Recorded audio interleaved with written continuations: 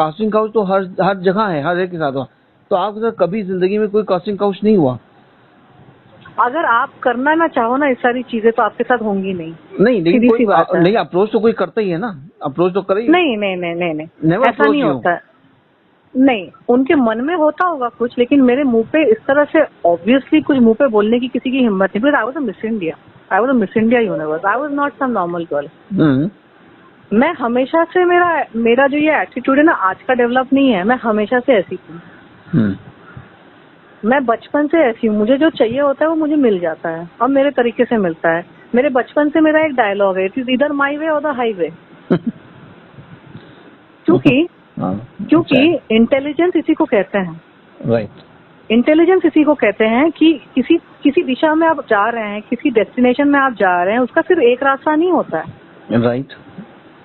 आप कहीं पे पहुंचना चाहते हैं, उसके 100 रास्ते होते हैं। वो आपको डिसाइड करना है कि आपको कौन सा रास्ता लेना है। जो वीक मेंटालिटी के होते हैं उनको दुनिया कन्विंस कर देती है कि अरे ये तो करना ही पड़ता है, वो तो करना ही पड़ता है।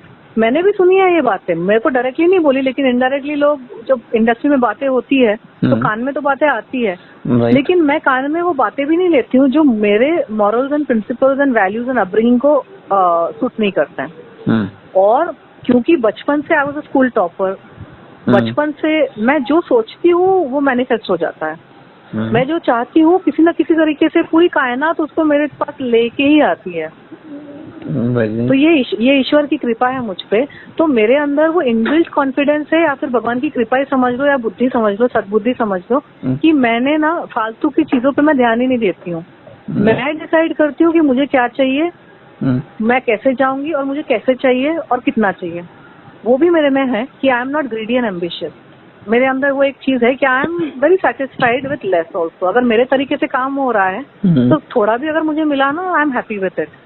मैं अपने आप को मना लेती हूँ कि चलो आड़े टेढ़े तरीके से अगर मुझे ज्यादा मिलता और सीधे तरीके से मुझे कम मिल रहा है, सीधे तरीके से मुझे 10 साल लगेंगे टॉप पे पहुंचने में, आड़े टेढ़े तरीके से मुझे 3 साल में पहुंच जाऊंगी, तो मैं सीधा तरीका ही लूंगी। क्योंकि 10 साल में मेरा जो एक्सपीरियंस होगा, जो मेरी पावर बढ़ेगी, दैट इज बेटर। और आप शॉर्टकट लेने जाएंगे ना तो आप कौन सी कुएं में गिर जाएंगे आपको पता नहीं। Exactly, that is intelligence. A person thinks like that कि मैं शॉर्टकट लूं, लेकिन क्या गारंटी है, क्या गारंटी है आपका सब हो जाएगा अच्छा। राइट। बोलने वाले आदमी तो कुछ भी बोल सकते हैं। मेरी मम्मी ने हमेशा मेरे को बचपन से सिखाया है, लड़कों से बात ही मत करना, लड़के कुछ भी बोलते हैं। लड़के कुछ भी बोलते हैं, राइट। तो आप जब when you become a teenager, when you see the world, when you're intelligent, when you're highly intelligent, I was a school topper. I was a school topper, all rounder. I was just I would excel at everything I put my mind in. Anything I touch turns to gold. So you एक तो आपके खुद के experience से आपको पता है कि वह तो मैं जैसी भी जो चाहती हूँ मुझे मिल जाता है, की जरूरत नहीं है। We don't even want to waste our time with that. नहीं, मैं क्या बोल रहा हूँ, मेरा क्वेश्चन क्या है कि जैसे आपने बहुत सारी फिल्में की, राइट, उसमें कुछ कभी इंटीमेट सीन्स भी होते थे, तो कभी उनके नहीं, मैं क्या पूछ रहा हूँ कि कभी उन एक्टर्स के साथ आपको ऐसा फील हुआ कि वो मतलब अनवांटेड टच कर रहे हैं आपको? नहीं। अगर ऐसा होता तो तब कंट्रोवर्सी हो जाती ना। वही मैं पूछना चाहता था आपसे, ये तभी तो मैं see that is the reason why when I came back to India in 2020 why were so many people wanting to sign me in movie.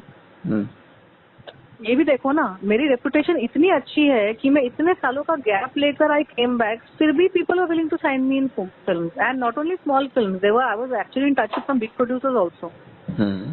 I was in touch with some really big producers, but वहाँ पे ये Bollywood mafia इन लोगों का साबोटाज शुरू हो गया, तो वो चीजें उस तरह से गई।